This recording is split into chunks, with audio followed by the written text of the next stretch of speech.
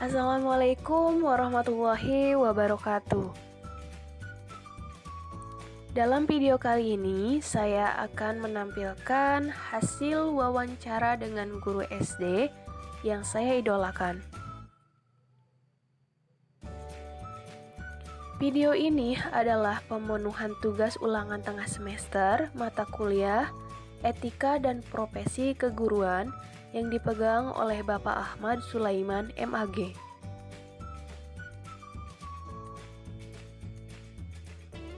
Dalam video tersebut akan membahas tentang beberapa tema seperti yang pertama, kemuliaan guru. Yang kedua, tantangan pendidikan. Yang ketiga, potret pendidikan dan pembelajaran. Yang keempat, guru ideal. Yang kelima, kompetensi guru. Yang keenam, kinerja guru. Yang ketujuh, pengembangan keprofesian berkelanjutan. Dilanjut dengan pesan-pesan dan tips-tips dari guru agar menjadi guru yang baik. Diakhiri dengan permintaan doa dari guru.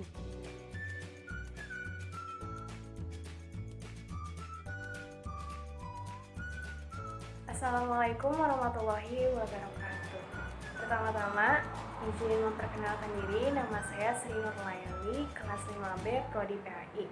Dalam kesempatan di sini, alhamdulillah saya telah bersama Ibu Nursi. Beliau adalah salah satu guru SD saya. Apa kabar? Apa kabar Ibu? Baik, alhamdulillah. Sebelum masuk ke pertanyaan pertama, mohon maaf, Ibu boleh memperkenalkan diri terlebih dahulu. Assalamualaikum warahmatullahi wabarakatuh. Alhamdulillah, saya sudah datangi alumni SD murid saya ya untuk wawancara. Nama saya Ibu Nungsi, beralamat di Sepanggon, keluar dari Kabupaten Subang. Saya mengajar di SD Pangkilinaya sejak tahun 88, sudah senior. Kalau itu sudah senior ya.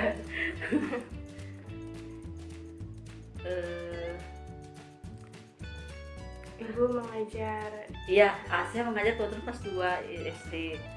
Awalnya saya mengajar olahraga karena dulu saya kebetulan sekolah di SGO. Karena ada temen pensiun, gak ada gantinya untuk wali kelas, jadi saya mengajar kelas 2. Oke, langsung saja ya Bu, masuk pertanyaan pertama. Apa alasan Ibu menjadi guru?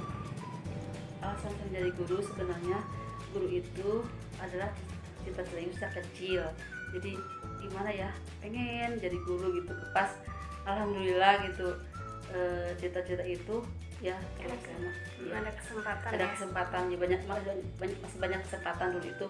Jadi masih dibutuhkan ada pengangkatan guru gitu. Jadi alhamdulillah mudah gitu, mudah.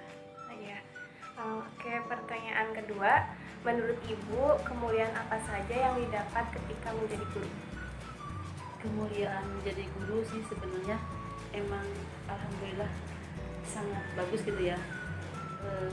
Karena dalam pikiran ibu dan mungkin semua orang juga, jadi guru itu merasa bangga gitu, merasa apa ya, cita-cita yang sangat mulia gitu. Jadi bisa mengabdi pada negara gitu, pada bangsa, untuk mencerdaskan, karena dalam undang-undang juga ada mencerdaskan kehidupan bangsa gitu. Jadi menyebarkan ilmu aja. Iya, juga. Jadi bisa berbagi ilmu gitu. Oke, pertanyaan ketiga, apa tantangan yang Ibu hadapi saat menjadi guru? Tantangan saat menjadi guru sebenarnya banyak ya.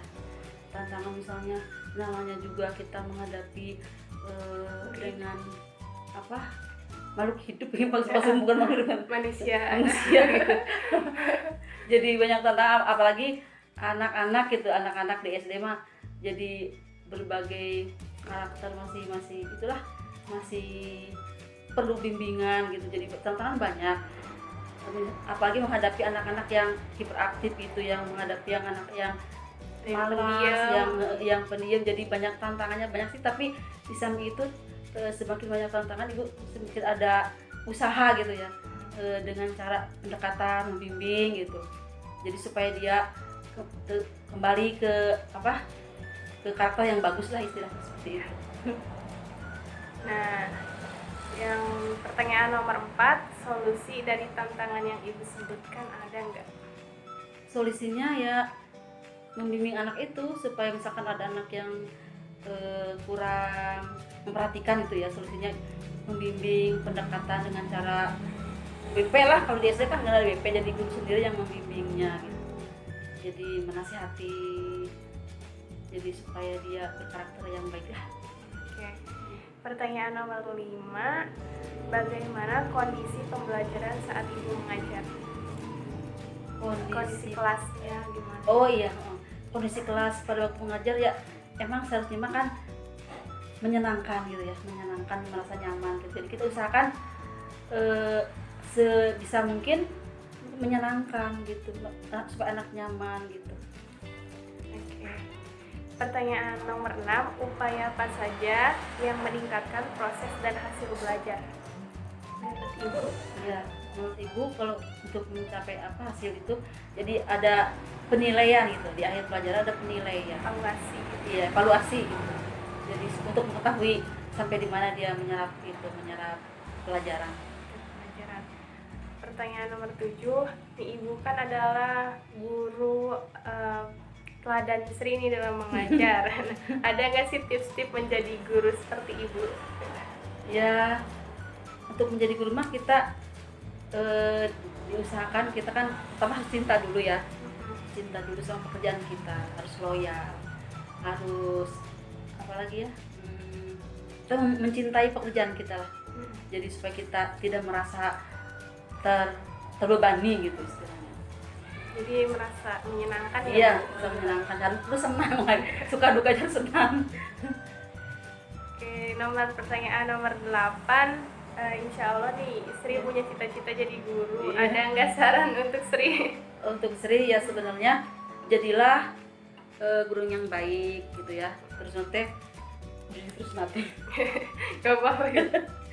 jadi guru yang baik, teladan anak-anak gitu, mencintai anak-anak. Kita harus menyatulah antara kita dengan anak supaya kita tidak merasa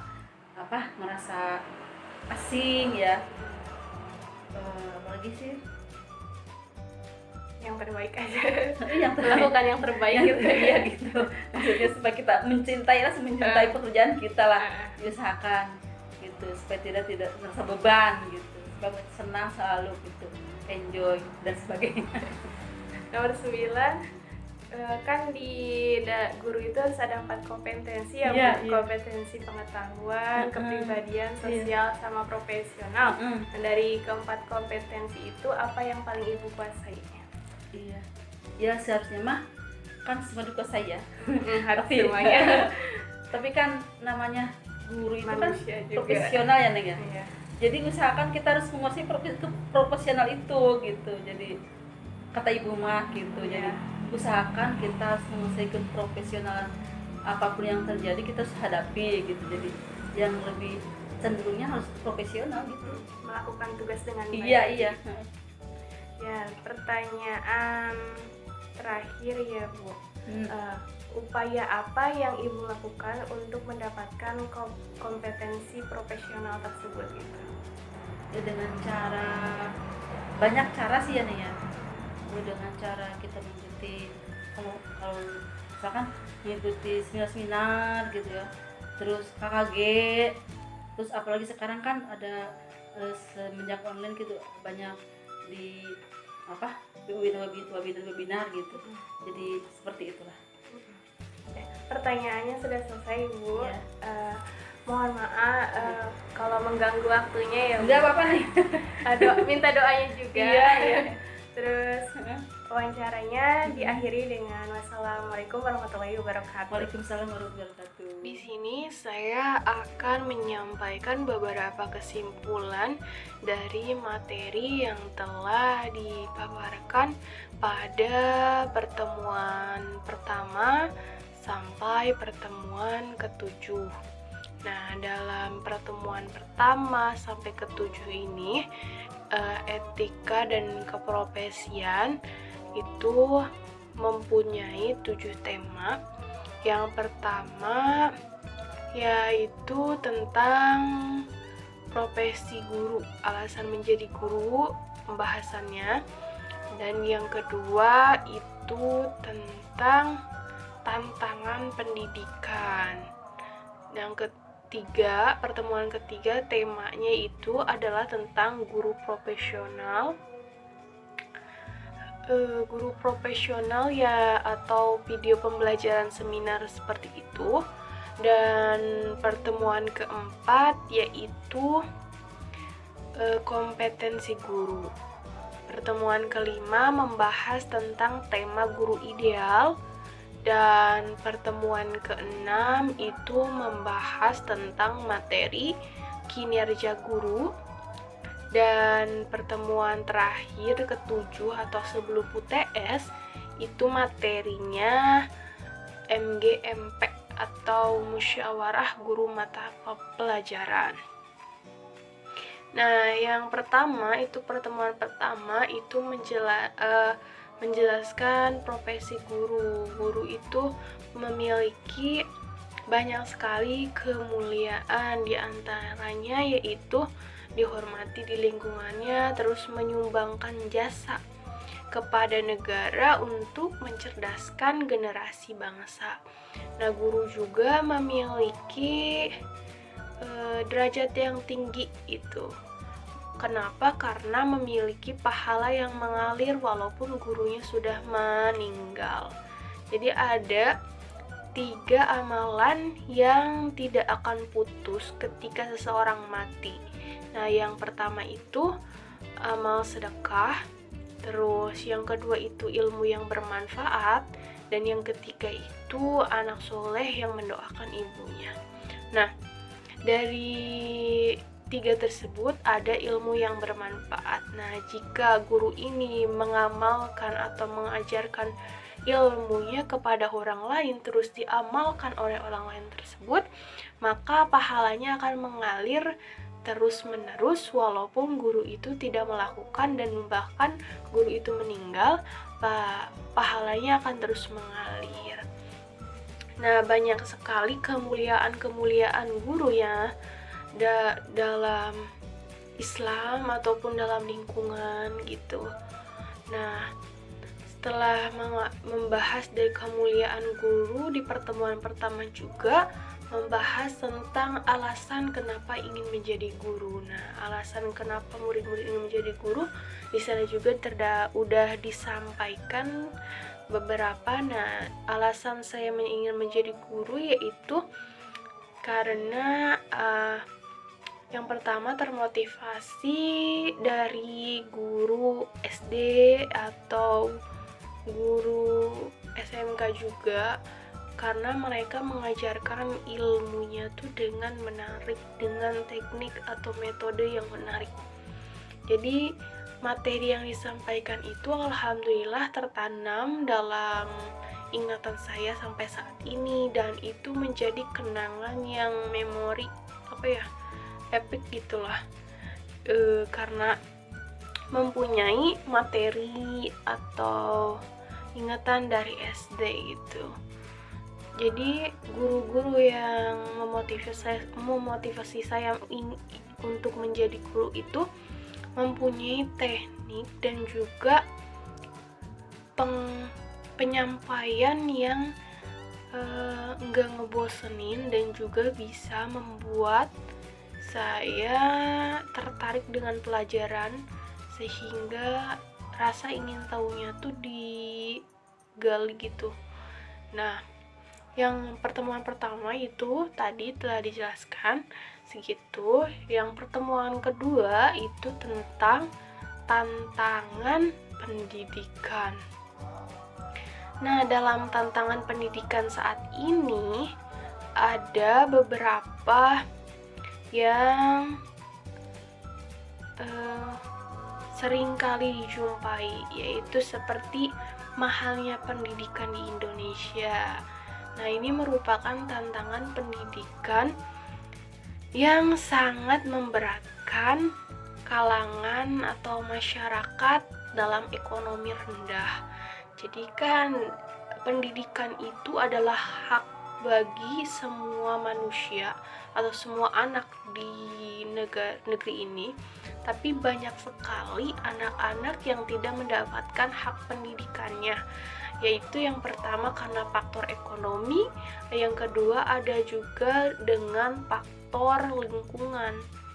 Jadi selain ekonomi ada faktor lingkungan juga ya. Nah, yang faktor ekonomi ini bersangkutan dengan keuangan keluarga tersebut. Misalnya ada yang nggak bisa beli baju atau buku gitu. Nah, jadi anak ini minder karena kekurangan ekonomi dan tidak adanya bantuan dari pemerintah gitu. Jadi anak ini minder akan kekurangan ekonominya sehingga membuat dia berpikir untuk tidak melanjutkan sekolah. Nah, mahalnya pendidikan ini sangat berpengaruh pada mutu pendidikan ya, karena kalau banyak orang yang menganggap pendidikan itu mahal, maka semakin sedikit orang yang ingin belajar ataupun menuntut ilmu. Seperti itu. Nah, yang kedua tadi faktor lingkungan. Misalnya dia ada di lingkungan nih yang gak berpendidikan. Maksud dari lingkungan yang gak berpendidikan itu seperti apa? Ya, lingkungan yang tidak pernah berpikir bahwa pendidikan itu penting untuk kehidupan seseorang. Nah, sedangkan pendidikan itu sangat penting ya, walaupun hanya teori, misalnya teori agama atau teori sopan kewarganegaraan kayak gitu kan, itu juga sangat membantu dalam beberapa aspek, seperti misalnya teori pendidikan kewarganegaraan, meskipun hanya teori, itu bisa menumbuhkan rasa nasionalisme atau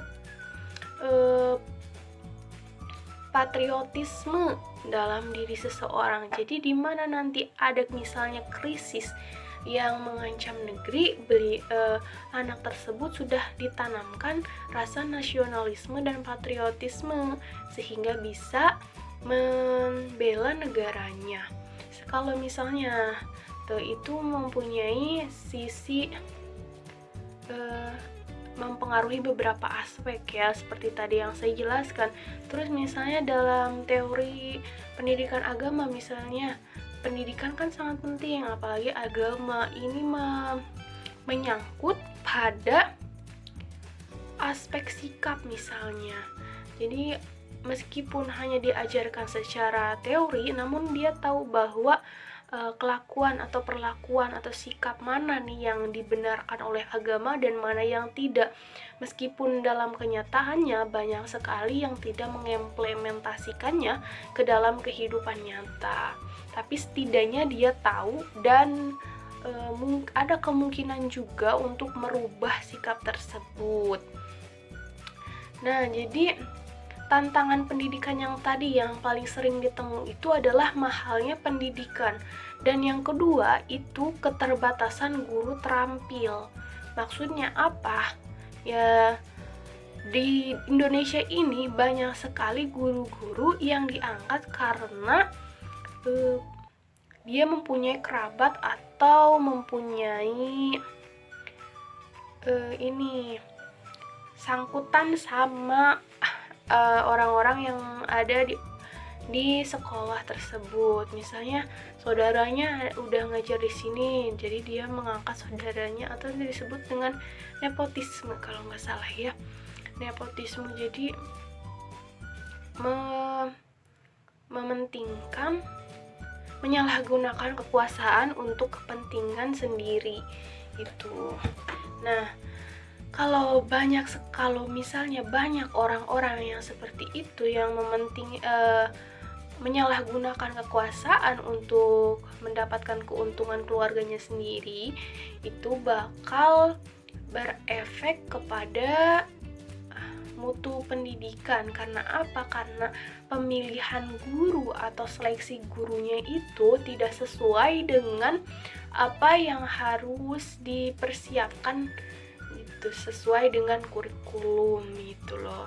Jadi guru-guru keterampil atau guru-guru profesional, guru yang bisa melakukan tugasnya dengan baik itu sangat susah dicari, apalagi di zaman sekarang banyak sekali guru-guru yang hanya memberikan materi atau membiarkan saja muridnya untuk berseluncur bebas di penelusuran di dalam kelas tanpa ada pengawasan. Nah, seperti itu. Jadi, tantangan pendidikan pada masa kini juga adalah keterbatasan guru terampil. Itu menjadi dampak buruk bagi mutu pendidikan di Indonesia. Nah, yang selanjutnya, sarana prasarana tidak memadai. Nah, ini sering juga nih dijumpai dalam beberapa sekolah karena kurangnya perhatian pemerintah terhadap dunia pendidikan. Banyak bukan sedikit lagi ya sekolah-sekolah yang mempunyai prasarana yang kurang update, misalnya buku-buku paketnya atau juga buku atau ruangannya kurang lengkap, seperti ruang perpustakaan yang belum dibangun, WC yang tidak mencukupi, atau juga lingkungan sekolah yang tidak terurus seperti itu. Nah, ini juga harus menjadi perhatian pemerintah agar lingkungan sekolah bisa terlihat dengan indah dan rapi. Nah, selain sarana prasarana yang tidak memadai, banyak sekali ya faktor-faktor atau tantangan-tantangan pendidikan pada masa kini. Namun karena waktunya terbatas, kita lanjut saja ke pertemuan ketiga, yaitu guru profesional. Nah, guru profesional ini adalah guru yang bisa melakukan tugasnya dengan baik. Nah, lanjut saja di pertemuan keempat nih, kompetensi guru. Membahas tentang kompetensi guru. Nah, kompetensi guru apa? Itu adalah artinya kemampuan guru dalam melaksanakan tugas. Nah, kompetensi guru itu ada 4 ya. Yang pertama itu pedagogik atau pengetahuan. Yang kedua kompetensi kepribadian atau sikap. Yang ketiga itu kompetensi sosial, dan yang keempat itu kompetensi profesional. Nah, keempat kompetensi tersebut harus dimiliki oleh seorang guru. Misalnya kita nih manusia, tapi kita manusia kan tempatnya salah dan lupa ya. Misalnya dalam keempat kompetensi ini tidak bisa dikuasai semua, tapi harus berusaha menguasainya. Minimalnya seperti itu ya. Nah, kompetensi yang pertama itu pengetahuan. Guru juga harus memiliki pengetahuan yang luas agar dapat menyampaikan materi yang efektif bagi murid. Nah, yang kedua kompetensi sikap atau ya afektif ya. Nah, kepribadian. Nah, kepribadian. Jadi guru juga harus mempunyai kemampuan bersikap dengan baik, bisa mencontohkan atau menteladankan kepada muridnya bagaimana cara berperilaku atau bagaimana cara melakukan sesuatu. Seperti itu. Dan yang ketiga itu kompetensi sosial, yaitu guru juga harus mempunyai kemampuan sosial atau komunikasi dengan lingkungannya yang baik. Jadi guru itu harus mempunyai komunikasi yang baik pula. Nah, yang terakhir itu kompetensi profesional. Nah, profesional ini adalah kemampuan guru melakukan tugasnya dengan baik. Dan yang pertemuan kelima itu membahas tentang guru ideal. Nah, kalau berbicara dengan guru ideal nih ya, banyak sekali definisi guru ideal itu tergantung pada sudut pandang seseorang memandang guru itu ideal. Nah, terus pertemuan keenam yaitu membahas tentang kinerja guru atau penilaian kinerja guru. Nah, atau disingkat dengan PKG, penilaian kinerja guru. PKG ini adalah alat ukur untuk mengukur kemampuan guru dalam mengajar. Tujuannya apa diadakan PKG ini? Tujuannya itu agar dapat mengevaluasi kesalahan atau kekurangan guru dalam mengajar. Jadi sangat penting dalam sekolah mengadakan PKG secara berkesinambungan atau berkelanjutan ya. Karena PKG ini untuk mengukur kemampuan atau kekurangan atau kelemahan guru dalam mengajar atau bahan ajarnya yang kurang dianggap tidak efektif dalam pembelajaran lagi. Nah, ini PKG ini sangat mempengaruhi mutu pendidikan di Indonesia juga. Karena kalau tidak ada penilaian atau alat ukur kinerja guru, maka pendidikan di Indonesia ini tidak bisa dinilai atau dievaluasi kekurangannya.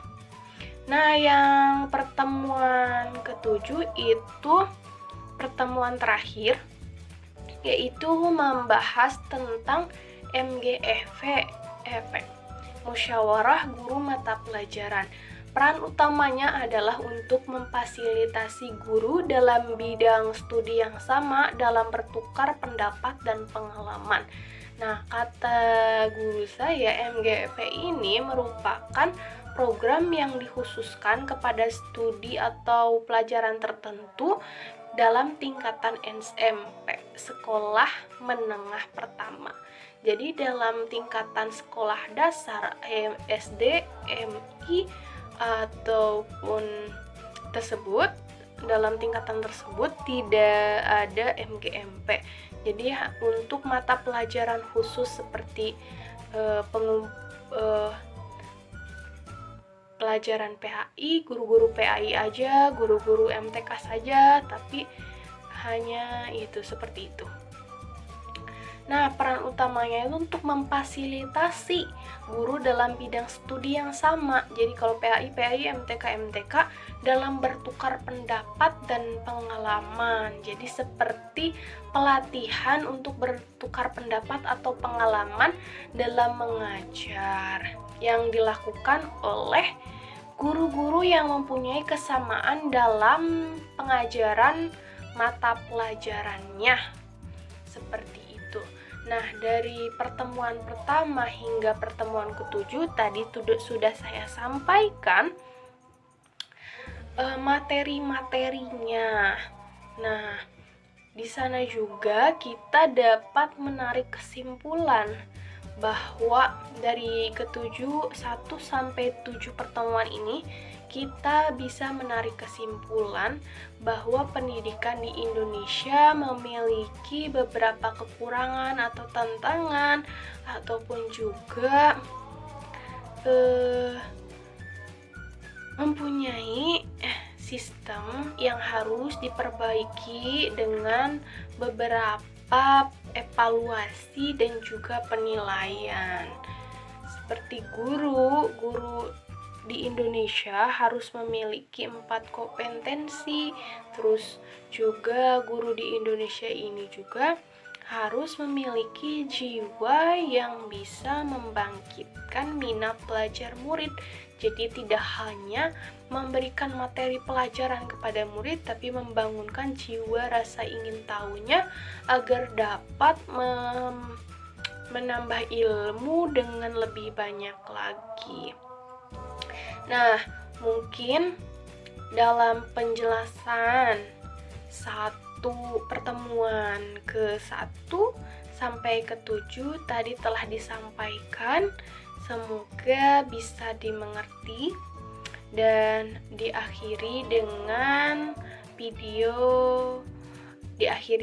video ini.